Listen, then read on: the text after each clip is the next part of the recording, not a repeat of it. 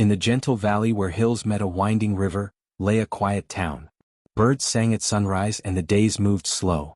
People knew each other by name. Yet amid this calm was a man named Thomas, calmer still. When others fretted about crops or money or news from afar, Thomas seemed unbothered, even rooted. Folks said, "There's just something about him." Eli, a young man full of questions and restlessness, had watched Thomas from a distance. While his friends chased after the next thrill or worried over the latest gossip, Eli found himself wondering why Thomas never seemed shaken. One evening, after another loud debate at the tavern, Eli took a detour down the old road and approached Thomas's porch. "Mr. Thomas," Eli called gently. Thomas looked up from his rocking chair and smiled, waving him over. "What keeps you so steady?" Eli asked, lowering himself onto the porch steps. Thomas motioned toward a spare chair. "Sit a while and I'll tell you."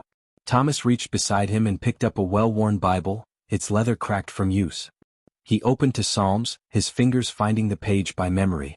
"It starts here," he said, and began to read aloud Psalm 1, his voice rich and slow. "Blessed is the man that walketh not in the counsel of the ungodly." Thomas looked at Eli. "You ever notice how wrong paths start subtly? It begins with who you walk with, whose advice you take." Eli thought of his friends, their jokes, the way they sneered at anything sacred. "Then you stop and linger," Thomas continued. "Before long you're sitting comfortably among mockers, not even realizing how far you've come." Eli's brow furrowed. He had walked that very path. Little compromises that seemed harmless, but led to heavy regrets. Thomas's words weren't judgmental, they were lived truth. "The slide is gentle," Thomas said, "but the destination isn't." Thomas pointed back to the page. "But his delight is in the law of the Lord," he smiled.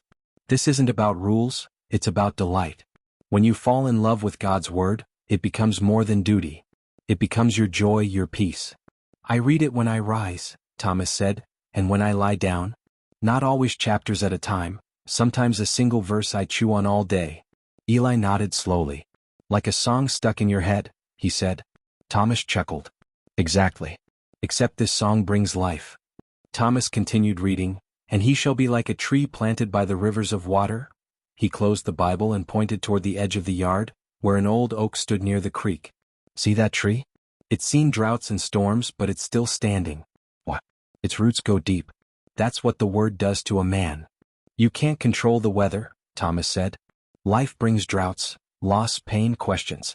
But if your roots are in the living water of God's word, you'll still bear fruit. Still stand tall." Eli pictured himself like that tree, unshaken, useful, alive. Thomas's voice softened as he read verse 4, "The ungodly are not so, but are like the chaff which the wind driveth away."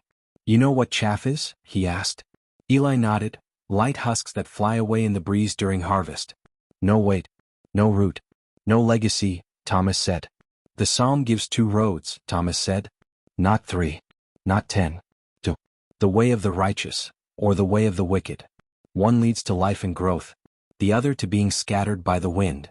Eli sat in silence, the truth settling in his heart. Thomas finished with verse 6, "For the Lord knoweth the way of the righteous, but the way of the ungodly shall perish." "God sees every step," he said. "He watches over the ones who seek him. You're never alone on that path." As the stars blinked awake in the night sky, Eli stood. His heart was stirred in a way it hadn't been before. "Thank you," he said, voice low. "I want to be like that tree."